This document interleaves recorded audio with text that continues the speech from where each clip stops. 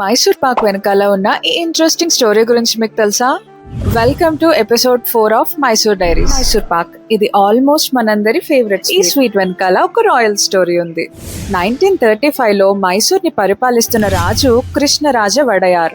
ఆయనకి స్వీట్స్ అంటే చాలా ఇష్టం. ఒకరోజు ఆయన తన రాయల్ చెఫ్ కకాసర మద్దప్పని పిలిచి, ఈ రోజు నాకు ఏదైనా డిఫరెంట్ గా తినాలనిపిస్తుంది, ఏదైనా స్వీట్ చేసి తీసుకురా అని చెప్తారు. మద్దప్ప తన రాయల్ కిచెన్ లోకి వెళ్లి ఏం చేయాలో తెలియక ఇంగ్రీడియంట్స్ అన్ని వెతుకుతూ ఉంటే తనకి బేసన్ ఫ్లోర్ అంటే శనగపిండి కనిపిస్తుంది. సో అప్పుడు తను శనగపిండి, పంచదార అలాగే నెయ్యి వేసి స్లో ఫ్లేమ్ మీద బాగా మిక్స్ చేయటం స్టార్ట్ చేశాడు. ఒక సర్టెన్ పాయింట్ వచ్చేటప్పటికి ఆ ప్యాటర్న్ మొత్తం గోల్డ్ కలర్ లోకి చేంజ్ అయింది. ఇంకా తన ఈ డిష్ ని తీసుకుని వెళ్లి రాజుకి ప్రెజెంట్ చేశారు. రాజు అది తిన్న వెంటనే ఫుల్ ఇంప్రెస్ అయిపోయి దీని పేరేంటి అని అడుగుతారు. అప్పుడు మద్దప్ప ఆలోచించి ఇది మైసూర్ పాక్ మహారాజా అని అప్పటికప్పుడు చెప్తారు. ఇలా 1935లో మైసూర్ మహారాజా కోసం తయారు చేయబడిన స్వీటే ఈ మైసూర్ పాక్. అంటే పర్షియన్ లాంగ్వేజ్ లో స్వీట్ సిరప్ అని అర్థం.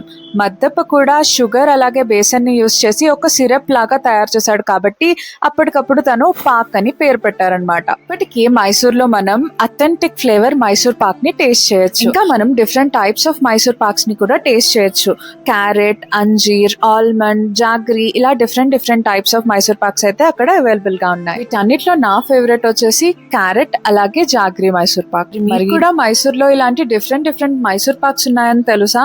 తెలిస్తే మీ ఫేవరెట్ మైసూర్ పాక్ ఏంటో నాకు కమెంట్ చేసి చెప్పండి.